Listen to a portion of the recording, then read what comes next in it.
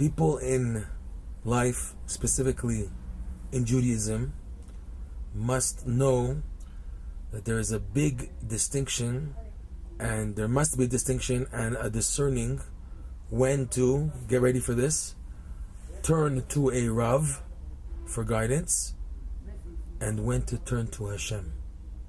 There are cases when you must turn to an authoritative source, authoritative, for example, halachic rabbi, for guidance, and there are times when that is not the thing to do, but you must turn to Hashem.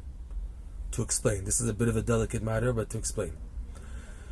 When you have a doubt and a question when it comes to Jewish practice in halacha, for example, and you are coming from a standpoint of an ignorant person, you don't know, and you simply want to know how to act, how to behave, what to do, okay? And even after reading available books in English or whatever language on codes of Jewish law and conduct, you still have questions in coming to conduct, right?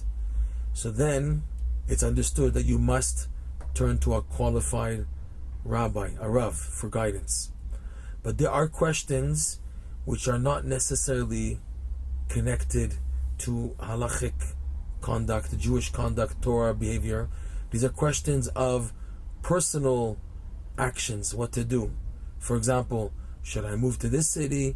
Should I begin to dress like this? When you see many Jews, observant Jews, behaving in many certain ways, and you can or be like this type of person or that type of person, live here or live there because they're Jews living both places, to dress with a black hat or dress with a kippah sruga. Also, there's many Jews of different orientation and backgrounds.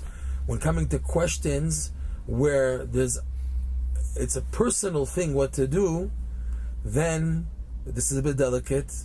The question has to be turned to Hashem, because you're not asking how to conduct yourself as being part of the Jewish nation.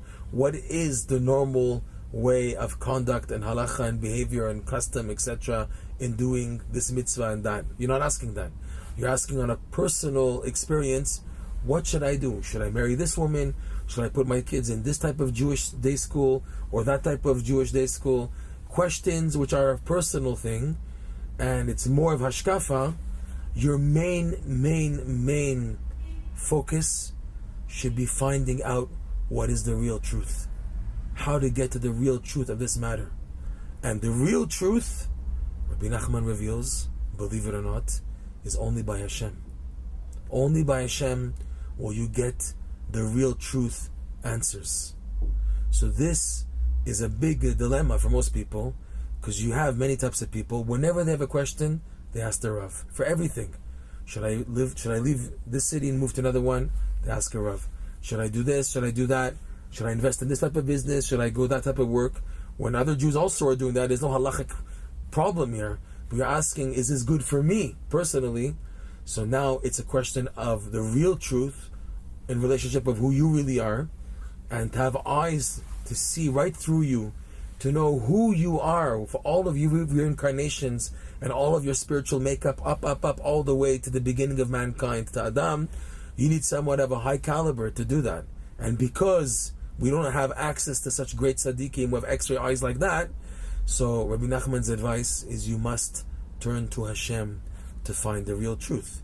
It could be, for example, that after turning to Hashem and then maintaining a passive mode, waiting for Hashem to guide you in response to your turning to Him, to your beseeching and begging and supplicating to Hashem, it could be very well be that Hashem directs you to, yes, speak to a certain person who is familiar with this matter and has had experience, etc. And that was sent from Hashem because you asked for it.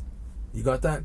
And it's not like you're denying advice, but because you don't know who to get proper advice from, you have no other alternative than to turn to Hashem to guide the rest of the domino effect.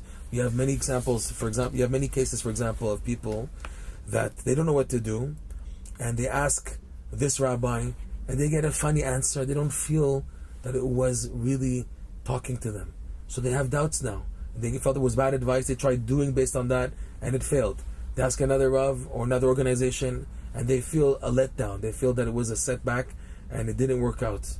So that means basically I can't locate the right button. There's like a whole tablet, a whole board with many buttons. Which is the right button to press? I don't know. There's 50,000 buttons here. There was 50 alternatives, 50 options in Judaism.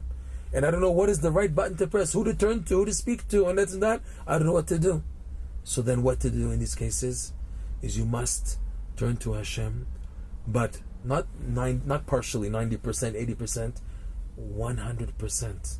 To turn to Hashem as if you have nothing else in the world, only to turn to Him. And if you are sincere in doing this, Rav Nosson, he promises, he writes clearly in the Kutei Halachot, Hashem will bring outcomes of this prayer, and yes, direct you to pathways leading to the real truth. Since you were sincere and honest in asking for it, you can feel, Rav Nosson's words, rest assured that the outcome of such prayers, in other words, how life and situations and scenarios develop, is in line with the real truth.